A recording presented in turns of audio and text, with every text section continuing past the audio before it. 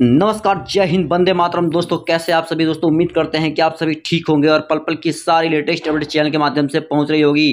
देखिए दोस्तों, टीआरई को लेकर एक बड़ी यहाँ पे अपडेट आ रही है कि जब हम टीआरई जैसी बड़ी संख्याओं से निपट रहे हैं तो अयोग्य लोगों को हटाने के लिए मल्टी लेयर फिल्टरिंग की आवश्यकता होती है। यही हो रहा है और इसलिए सभी परिणाम सशर्त हैं।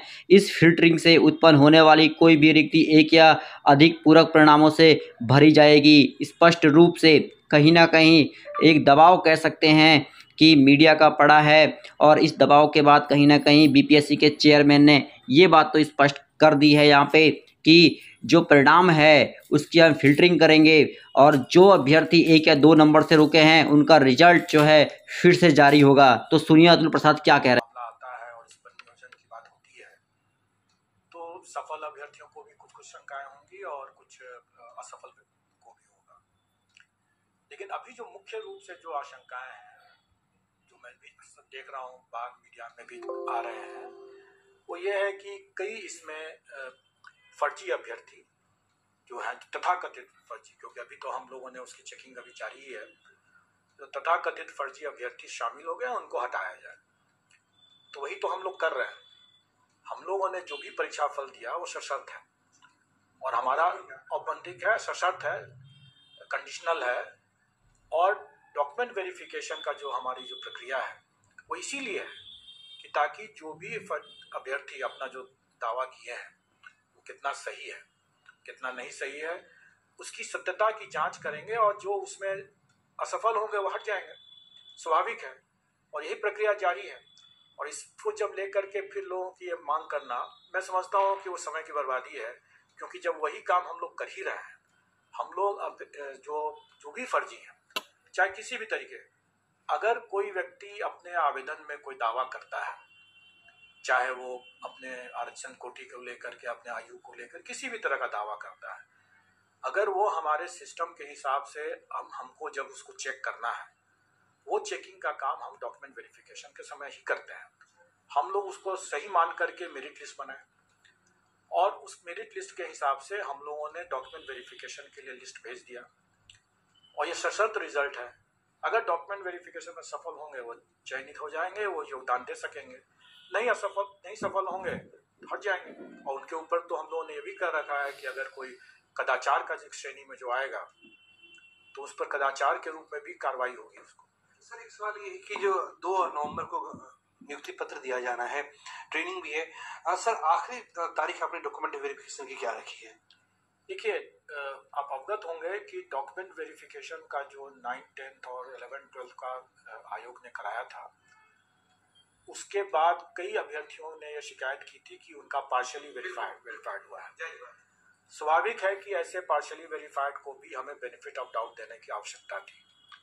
उसके अलावा बड़े पैमाने पर अभ्यर्थी अनुपस्थित रहे थे और उसका हम लोगों ने यहाँ पर उनके आवेदन को पोर्टल से जांच किया और उसमें जहां जहां हमें डाउट रहा वहां हम लोगों ने डाउटफुल मानते हुए उनको बेनिफिट ऑफ डाउट दिया।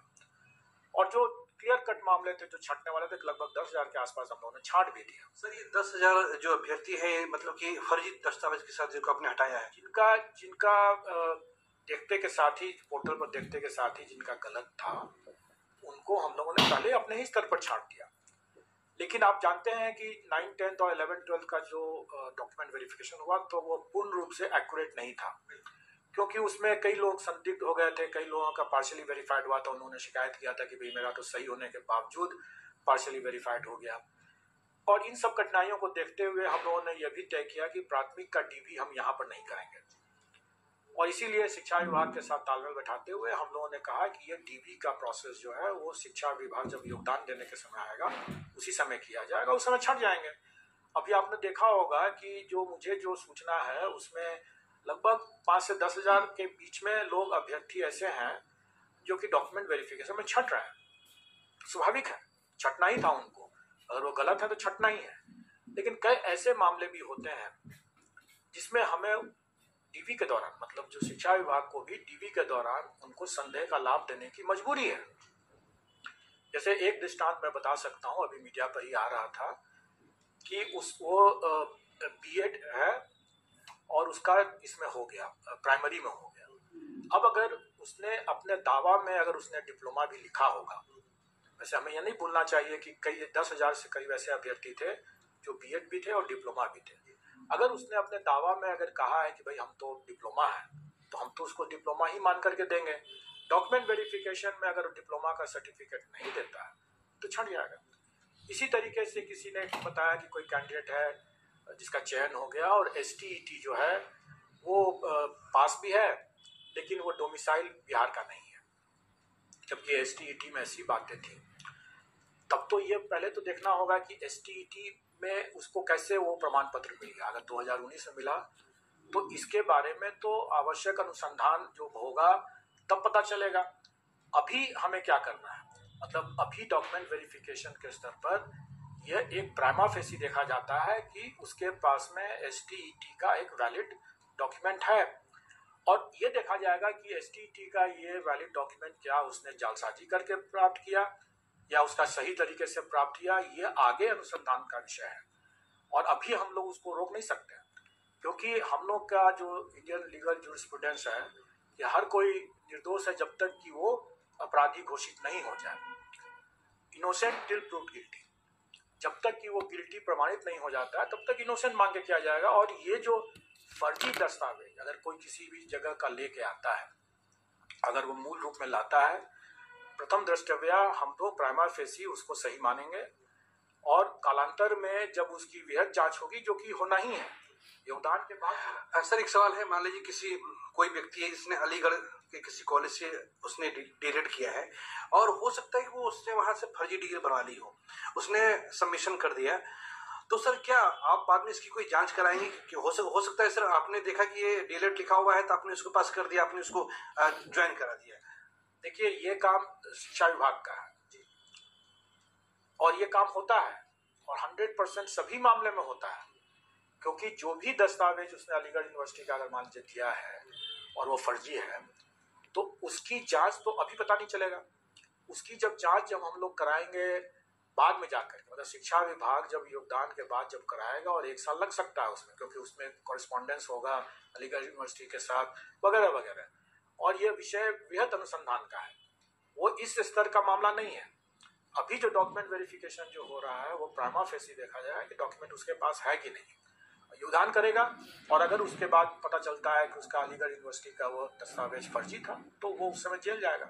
सर एक सवाल है कि जो अभ्यर्थी है वो कट ऑफ जारी करने की मांग कर रहे हैं कि विषयवार जो है कट ऑफ जारी किया जाए ताकि उन्हें पता लग जाए वो इस प्रक्रिया में नहीं आना था, वो कब तक जारी करेंगे? देखिए कट ऑफ हम लोग हो सकता है कि आज ही जारी कर दें, सभी विषय का सभी आरक्षित श्रेणी का, वो मेरे पास आ चुका है, अब इसकी चेकिंग चल रही है और जब चेकिंग ठीक हो जाएगा तो फिर उसको अपलोड कर दिया जाएगा।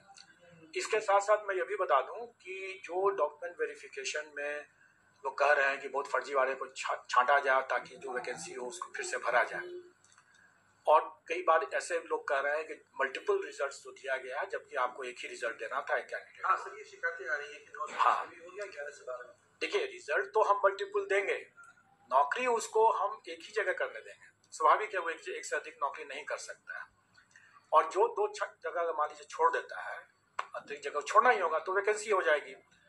तो ये वैकेंसी अगर होती है तो इसको भी हम रेसिडुअल वैकेंसी मानते हुए सप्लीमेंट्री रिजल्ट से भर देंगे। वैसे ये अलग मुद्दा है कि ऐसे मल्टीपल रिजल्ट्स वाले कितने मामले होंगे।